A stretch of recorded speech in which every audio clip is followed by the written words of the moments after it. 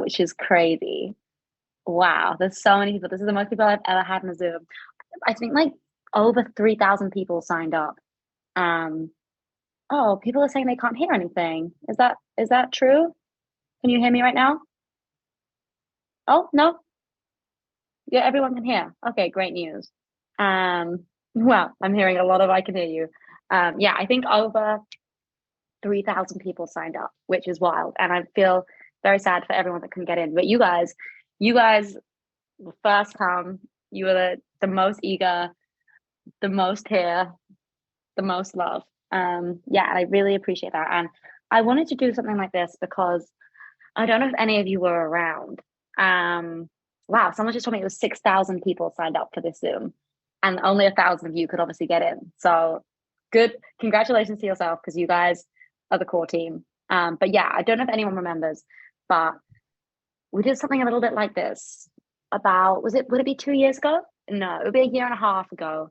Um, and it was when I announced my first album, which was called You Signed Up for This, which yeah, it was a year and a half, almost 2 years ago. It'll be 2 years on was it the 27th of August, I want to say? Someone else is gonna have to remind me. Um, but yeah, that album came out. I did a Zoom just like this. But it was in my original girl's house. It was in the first girl's house I lived in London. I remember it was in my flatmate's bedroom because she had better Wi-Fi than me. Um, and yeah, it was like the biggest day in my life thus far at that point. And it was like a real dream come true to announce a debut album. Lots of people don't ever make a debut album, and I got to make one. And it was such a special experience from beginning to end, making that album really. And yeah, just from creating it. And I mean, if anyone was, I mean, it depends how long, who's been here for the longest, but like I went to this sort of, when I went to Suffolk and I went to this place called Partridge Lodge, and then I went to the studio called Decoy for about a month in the summer of 2020. And it was very much COVID era, so I had to do a lot of precautions. It was the first time I really got to make music with people for like over like half a year, and I made a lot of use up for this there. And it was just a really magical, special time making that album. And then the songs that got made around that, like I'm Trying, was made with me and Joe. And, we did it across COVID. We did it over WhatsApp, and we made it actually for the Trying soundtrack, but we got like halfway through and I was like, this feels like more of a me song than a Trying soundtrack song. So I kept it, and we just sent each other voice notes over and over and over again, and we'd FaceTime. I remember working at my middle age and just being like sat in my bedroom, like on my laptop, like typing and typing and typing and retyping. And yeah, I mean, all of John Hughes movie, who remembers that? Do you remember when I did prom?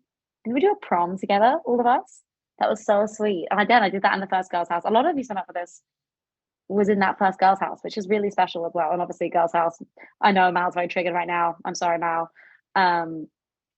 But yeah, um, it was just a really special time, and I feel really grateful that we were just made so many memories together from that era, like so many. I think about then tour. That's not even, I've done so many memories there. That's not even tour. That's not even the tour I went on when that March America tour, which was like hugely significant for me in my life, as you'll hear later on very soon.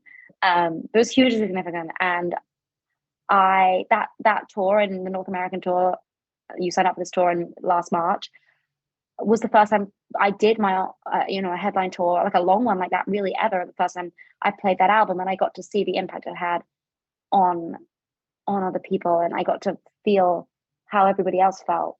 Which making an album is a very sort of what's the word? It's a very inward facing process. Even though I make music with my best friends, and I always have done, and I always will, it's about me, and it's my life, and it's my brain, and I'm so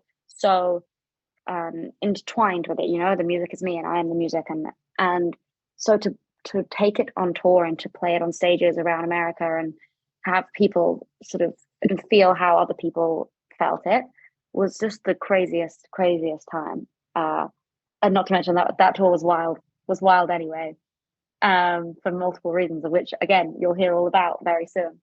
But yeah, and then you have that tour. I mean, the shows last year, the Ed Stadium shows in the UK and Europe. I played using that for this in Wembley Stadium 5 times. 5 times. I mean, surreal again, and that was my debut album, and you don't expect that when you make a debut album. You really don't think you're going to play it in Wembley 5 times, um, but I did. But I did, and we went all around the UK. I mean, I saw so many of you on that tour as well, and even I have such fond memories of playing those shows. And then the next day, we'd like go walk around wherever we were. We'd walk around like Cardiff or Newcastle or where did we go? Like Cork, and I'd see people in the town, and I'd see so many people, and they'd be like, "We saw you at the show last night," and I'd be like, "No way!" And it was just the sweetest time of meeting so many new people. And yeah, it was a very surreal summer. And then also going back to like my second girl's house. I've been in a few girls' houses by now, but that was the second girl's house, by Brick Lane, and going back there for the weekdays, and then going back there and just writing, just like furiously writing. Whenever I had any time, I would go to the studio. I went to Stockholm, I went to Bergen in Norway. And I was on tour, 3 days a week, say Wednesday to Saturday. I'd be playing with Ed, and then I would come home and I go straight to the studio, and I would just try and document what I was going through, and how I was feeling. Really, I think it was such a insane period that I felt this need to like really chronicle it and just really get it down. And so I did that. Um, I did that over a year, and obviously some of it along the way you guys heard. At some points I was like, oh, this feels like something I need to share now. So of course you guys got Kate's Brother, and you got Blonde, and you got Good Enough, and you got Rockstar. All of those songs I love very much, and they felt very like they needed to be out now. Like I needed to play them, and I also wanted to stay connected to you guys throughout last year when I was writing and writing and writing, and I was feeling a lot, and I was going through a lot. I still wanted to keep that connection going, and I wanted to make sure that I wanted to talk to you guys all the time, and I want to share with you guys all the time. And so it was important to me to keep that going. So those songs got dropped, and I mean, we did crazy stuff. Who remembers Kate's Brother era? Fucking hell. Not me gaslighting you all that I was going out with Kate's Brother for like 4 months. I did it for so long. It was like the longest gaslight ever. Shout out Kate's Brother. Like truly, guys, you have no idea. You guys know I never met Kate's Brother, but you also, before I wrote that song, but you also know that Vancouver show that I played, he came, we met for the first time that March tour. We met, we took photos together, we shotgunned a beer together. That content never got released, was not appropriate. Um, but yeah, I mean, there was some wild times. But as I said, so a couple of songs came out, and those songs were important, but also at the same time as doing those songs and releasing them and running those little mini worlds, I was very focused, and I had my head very firmly down, especially from, I would say, September to December. I sort of became entirely focused and on making, yeah, on making this next record.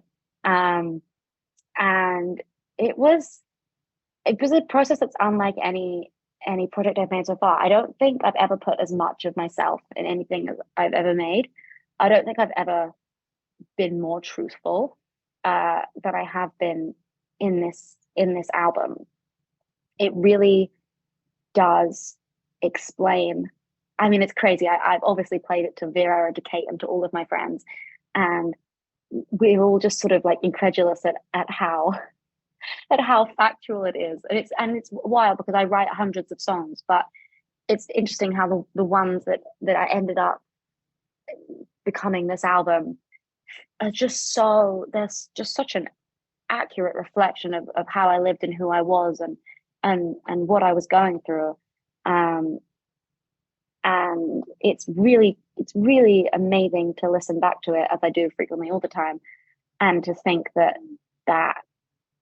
that's my life. It's who I'm talking about is me, and it's like this, at the time, like I was very heartbroken for a lot of months, and I was going through that, and it's amazing to listen back to it and realize that all of those feelings and all of that part of my life is now forever unchangeably documented. And you know, I have, I took that situation and I wheeled it into something so powerful and so it's such a force for good. I truly believe, and it's mine now, that experience I've taken, and I've turned into something greater than it was, and greater than I am, and greater than he was, and greater than we were. It's like I've made it like this. The sum of its parts is it's so much greater than the sum of its parts, essentially. And yeah, so we get to September, and my head is down. I'm focused. I am writing, and I am collecting, and I am looking at everything I have, and I'm thinking, okay, I think this is the backbone. I think I have an album here. And I did a couple more things. I went to Stockholm again for 2 more weeks. I went to Decoy again, the studio that's so special to me. It's in Suffolk. I went with Joe Rubel, and I went with Brad and Jez, who I wrote Place We Were Made with, and I wrote Favorite X with. And the four of us, we'd never worked together before, but obviously Joe Rubel, who made the Trying soundtrack, and Love and I Don't, and Outdoor Pool, and all these songs, and then Brad and Jez, and we made Favorite X and Best I'll Ever Sing and Place We Were Made. And the four of us worked together in Decoy, and then myself and Joe spent a couple of days just working as a two. I think we were in Decoy for a week, and again, it was so special. It was right at the end of, again, sort of, I was I was in heartbreak remission, and it was so special. And I got a lot of songs. I think we five of the songs on this record is from that one week, um, in Decoy.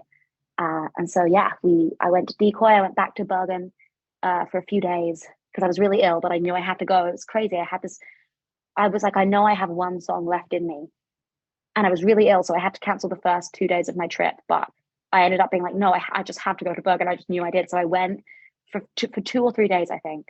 Um, and I wrote what is the final song that I wrote for this record. And once I'd written that song, I remember saying to my manager, I'll keep writing. And I had a few more days in the studio with different people. I was like, I'll keep writing, but I think this album is done now. Like I was like, I've said everything I need to say, and I have nothing left. Like I've told this story within an inch of its life, and now the story is done, at least for now. This story. Um, so yeah, and then I guess at that point, it was when was it? It was October. I went on tour around America, and I was finishing the album, and I was literally like a crazy woman. I was finishing mixes, and I was planning video shoots and album artwork shoots, and I did all of those things, and we shot the album artwork. The title took me months and months, and I'll talk more on that in a moment. But I guess yeah, I feel like now is as good as any time to tell you guys, and I'm just really enjoying looking at all the faces. But I do have a second album coming. It's called The Good Witch, and it comes out on June 19th or 18th or 16th. It comes out on June 16th.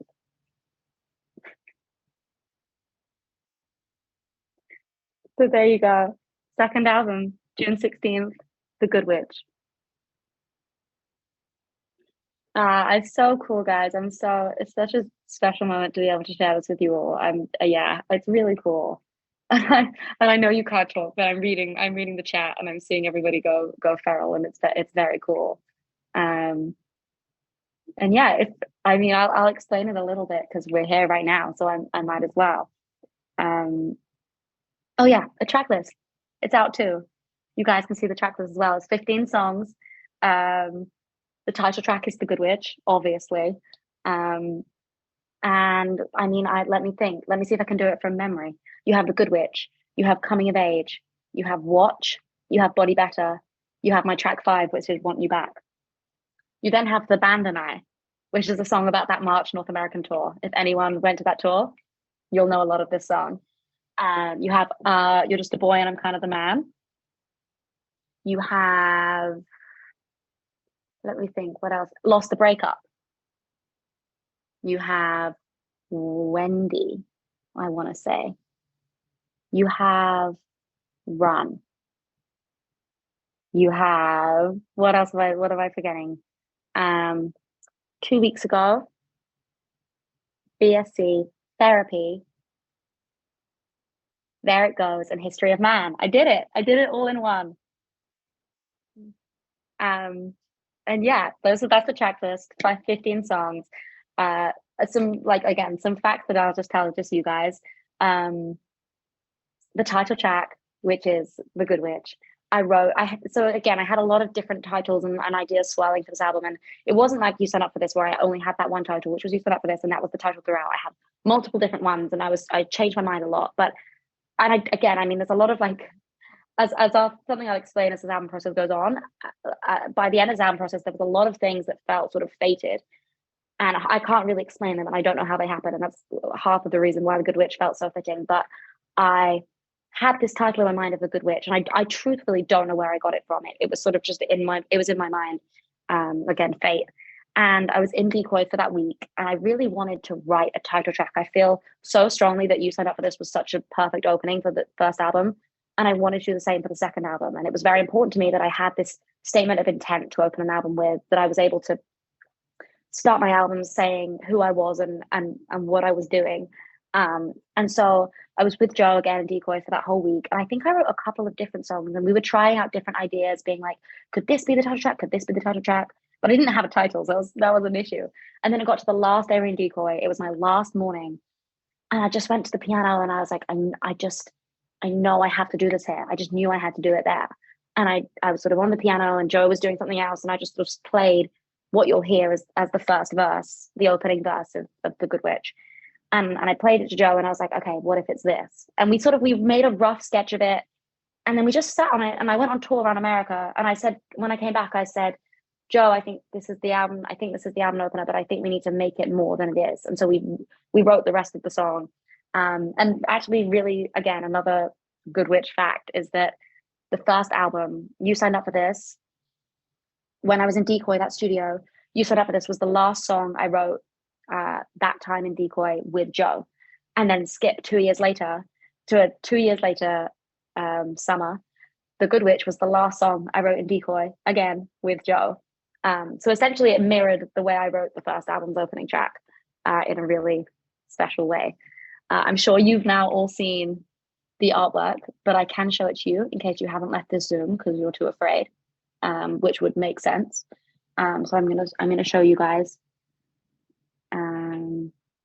Here you go. As you can see, there she is, the Good Witch.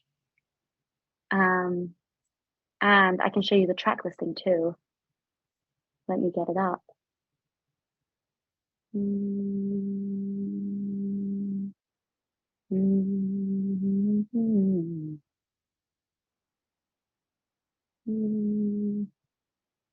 I know I have you somewhere.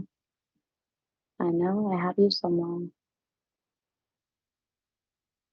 Or maybe I don't. Yes, I found you. I found you. And there you go. Oh, it's reversed. Of course it's done that. Zoom's reversed it. But as you can see, there I am in Camden, shot by an amazing French photographer called Alice, who I will link, I'm sure, for you all.